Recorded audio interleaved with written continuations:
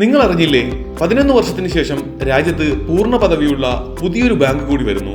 ഇന്ത്യയിലെ ആദ്യ ചെറുകിട ബാങ്കുകളിലൊന്നായ AU സ്മോൾ ഫിനാൻസ് ബാങ്ക് ഇനി യൂണിവേഴ്സൽ ബാങ്ക് ആകും. ഇതിനു വേണ്ട തത്വത്തിലുള്ള അനുമതി റിസർവ് ബാങ്ക് നൽകിയിട്ടുണ്ട്. ഒരു പതിറ്റാണ്ടിനിടെ ആദ്യമായാണ് ഇങ്ങനെയൊരു നടപടി. പക്ഷെ ശരിക്കും എന്താണ് ഈ യൂണിവേഴ്സൽ ബാങ്ക്? എന്തൊക്കെ സേവനങ്ങളാണ് ഇവിടെ ലഭിക്കുക? ഉപയോക്താവ് എന്ന നിലയിൽ നമുക്ക് എന്തൊക്കെ നേട്ടങ്ങൾ ലഭിക്കും? പരിശോധിക്കാം. ജയ്പൂർ ആസ്ഥാനമായി പ്രവർത്തിക്കുന്ന AU സ്മോൾ ഫിനാൻസ് ബാങ്കിന് RBI നിർദ്ദേശങ്ങൾ പാലിച്ച് എല്ലാവിധ സൗകര്യങ്ങളോടും കൂടിയ ബാങ്കിംഗ് സംവിധാനത്തിലേക്ക് മാറാനുള്ള തത്വത്തിലുള്ള അനുമതിയാണ് ലഭിച്ചത്.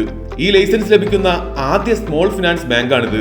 2014 കൊൽക്കത്തയിലെ ബന്ധൻ ബാങ്ക്, IDFC എന്നിവയ്ക്കാണ് ഒടുവിൽ ഈ ലൈസൻസ് ലഭിച്ചത്.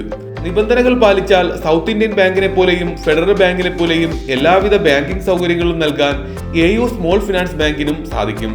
സ്മോൾ ഫിനാൻസ് ബാങ്കുകൾക്ക് നിക്ഷേപങ്ങൾ സ്വീകരിക്കുന്നതിലും വായ്പകൾ നൽകുന്നതിലും കടുത്ത നിയന്ത്രണങ്ങളുണ്ട്. എന്നാൽ യൂണിവേഴ്സൽ ബാങ്കിംഗ് ലൈസൻസ് ലഭിക്കുന്നതോടെ മുൻനിര ബാങ്കുകളെ പോലെ എല്ലാ തരത്തിലുള്ള നിക്ഷേപങ്ങൾ സ്വീകരിക്കാനും വ്യക്തികൾക്കും സ്ഥാപനങ്ങൾക്കും കോർപ്പറേറ്റുകൾക്കും വായ്പ നൽകാനും കഴിയും. പേരിലും മാറ്റം വരും. ഓഹരി വിപണിയിൽ ലിസ്റ്റ് ചെയ്തിട്ടുള്ളതിനാൽ ബാങ്കിന്റെ ഓഹരി ഘടനയിലും ചില മാറ്റങ്ങൾ വരും.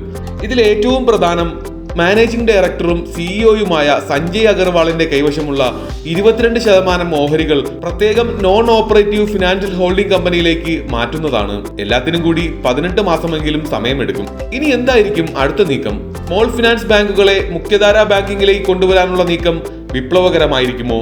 കൂടുതൽ ബാങ്കുകൾ ഈ രംഗത്തേക്ക് എത്തുമോ? അഭിപ്രായങ്ങൾ കമന്റ് ചെയ്യാനും മറക്കരുത്.